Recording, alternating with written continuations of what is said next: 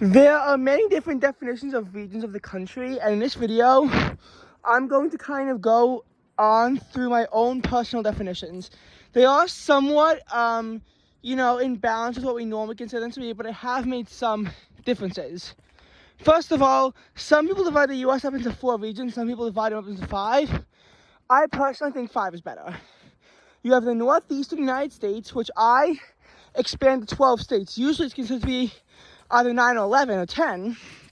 I say it's 12. Then the southeast, I consider to be, 11. Southwest, I say, is only 4 states, but they are big states. Well, actually, I'm confusing myself.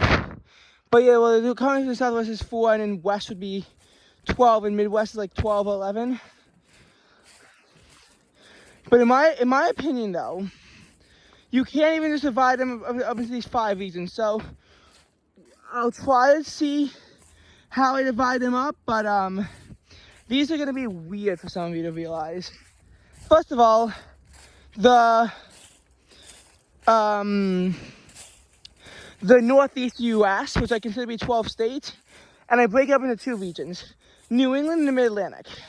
New England is very commonplace. Everyone knows that's Connecticut, Rhode Island, Massachusetts, Vermont, New Hampshire, and Maine. Part of me feels like Connecticut doesn't give this New England vibe because of it being in the New York metro area, which is part of the Mid-Atlantic. But while Southwest Connecticut is dominated by the New York influence, Northeast Connecticut is dominated by the Boston influence, which is definitely very New England. This landscape actually gives you a New England vibe right now. A New England, like, November vibe, even though it's New York in a pretty mild December. That still has not seen any snow, but that's a change. Now, the reason why I personally choose to associate Connecticut with New England in the end is the Boston influence is slightly heavier than the New York influence. It's not a lot, but you're gonna have more Red Sox fans than Yankees fans in Connecticut. Yes, this could be because of Mets fans playing spoiler, but realistically, the Connecticut does slightly lean towards New England over the Mid-Atlantic. The Mid-Atlantic I consider to be New York, New Jersey, Pennsylvania, Delaware, Maryland, and West Virginia. I know West Virginia is controversial, and a lot of why I associate West Virginia with the Northeast is historical. By the way, this is like one of the best views you can get in my entire place of Plainview. It's just so beautiful. But the reason why I associate West Virginia with them is because realistically, people say the Mid-Atlantic is anywhere from 3 to 6 states. New York, New Jersey, and Pennsylvania at the core. And then depending on who you ask, some would say that's just those 3. Some would include Delaware and nothing else. Some would include Delaware and Maryland and nothing else. Some would include Delaware, Maryland, and West Virginia. But ultimately, while Delaware was supposed to be the end of the Mid-Atlantic colonies, and then Maryland would be a southern colony, and Delaware and Maryland both had slaves during the Civil War, they both remained with the Union. And West Virginia would actually secede from the state of Virginia to stay with the Union in 1863. For that reason, I don't consider them to be a part of the Southeast U.S. I consider them to instead be in a part of the Mid-Atlantic. One could also make the argument that West Virginia is part of the Midwestern United States. And, that's because a lot of the influences from, like, Ohio and the Midwestern way of life can extend to West Virginia and to some extent even Western Pennsylvania. Like, Pittsburgh can at times remind you of a Midwestern city, and honestly, so can far western New York. But I feel like the cutoff has to be made somewhere, and I consider the cutoff for the Midwest to be at Ohio. And now, almost always it's just called the Southeast, but I like to actually say that there's the, you have New England, you have the Mid-Atlantic, and then you also have the South Atlantic, which some people also use. For me, that's Virginia, North Carolina, South Carolina, Georgia, and Florida. That's it. Now, for me, the Midwest, you can divide up into 2 regions. First, I do like the Rust Belt term, or the I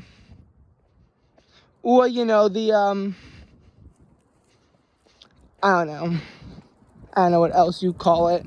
The Rust Belt would be Minnesota, Wisconsin, Michigan, Illinois, Indiana, and Ohio. I know Pennsylvania and New York are often included, which is why this is a weird definition. But this is pretty much like the Great Lakes surrounding area. But because it's weird, you also have different classifications. For the same reason why I put West Virginia with the Northeast, I'd like to put Kentucky with the Northeast. Because I feel like they have the same history and of them being border states, but you cannot say that Kentucky is a Rust Belt state. You also have, I think, like West North Central or whatever it's called. Because I know West South Central exists, but I don't know about West North Central or the Great Lakes area. That gets very confusing to analyze. I would consider Kentucky to be in the Midwest, but it's hard to say exactly what region of the Midwest it could be. I guess West North Central if it exists, but honestly, I don't even know. West South Central does exist, and that's like Alabama, Mississippi, Tennessee, Louisiana, Arkansas. So that area of the Southwestern United States. The Deep South is also sometimes used to refer to Louisiana, Mississippi, Alabama, Georgia, and South Carolina, but that kind of takes up two separate regions, and I don't love that term so much. And then you get to the Southwest U.S., which is very convoluted. Very convoluted. The Great Plains, by the way, I consider to be, once you get past the Great Lakes area, so I consider it to be Iowa and Missouri. Even though Missouri isn't really thought of as a Great Plains state. More importantly, the Dakotas, Nebraska, Kansas, and even Oklahoma. But not Texas. Texas, I do consider to be in that weird area where it's kind of on the border between the Southwest and the Southeast, because the state is so massive. I don't know if it's actually part of the West-South Central states. That part of it I actually don't know, but I do know that of where Texas is, and it's honestly Texas is honestly just Texas. Southwest, I usually consider it to be more like New Mexico, Arizona, Utah, even, but not Colorado. Colorado goes somewhere else, and I would honestly even throw Nevada and California, even though they really aren't in the Southwest anymore. The issue with this is that I do like to put Colorado, Wyoming, Idaho, Montana as part of the Rocky area, but honestly, Idaho is usually thought of as the Pacific Northwest more often than not, and then you have this huge merge with the Southwest. Plus, the Rockies do technically start in New Mexico, so in northern New Mexico, so that's kind of disadvantageous. So you could also make the argument that it's only really Arizona, Utah, Nevada, and California that are in the Southwest, and then you have the Rocky Mountains corridor through New Mexico, Colorado, Wyoming, Montana. The Pacific Northwest is usually Oregon, Washington, and Idaho, but sometimes can be expanded to include Montana, and even Northern California and Northern Nevada can be included at times. And then you also could have the argument of it could be like the Rocky corridor and then the Pacific corridor. So the Pacific corridor would be Arizona, Nevada, California, Oregon, Washington, and then of course Alaska and Hawaii would also be in there. And then you just have the Rocky area include New Mexico, Colorado, Utah, Idaho,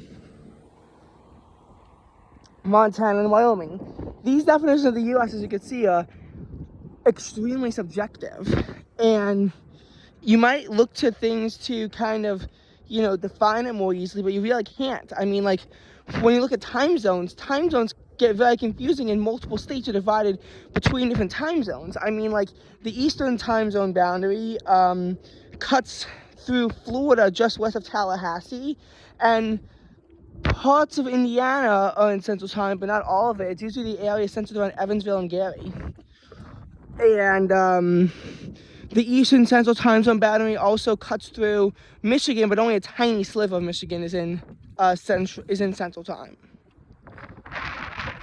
Then, for the boundary between Central and of course Eastern Central also cuts through the heart of Tennessee and Kentucky. For the Mountain Central Time Zone, I mean, like, it literally cuts halfway across North Dakota, and it's honestly not that far from Bismarck after it's literally on the North Dakota-Montana border. So pretty much the southwestern fourth of North Dakota is in Mountain Time, and then it cuts to the western, like, third of South Dakota and like the western quarter of fifth or so of Nebraska, and then like it takes up about an eighth of Kansas, not all in Oklahoma, but then when you get to Texas, once you get like into the Texas Panhandle and the western Texas Panhandle, not the northern Texas Panhandle, then it cuts through there again. And then you look at Mountain Pacific and you see that a tiny chunk of Eastern Oregon is in Mountain Time, but then it cuts across and northern Idaho is back in Pacific. It gets very confusing, and probably not helped by the fact that Arizona flip-flops between the two, and the flip-flop is not even consistent within the state of Arizona because of the Navajo Nation. So you have all these random time zone boundaries throughout the U.S. that certainly don't help with matters at all, and honestly, like, they can get very messy. Like, when I was in Arizona in August, Arizona was part of Pacific Time, but when I was when my dad was in Arizona the most recent time, for him it was in Mountain Time because he was in there after the time change. So it just gets very ugly very quickly.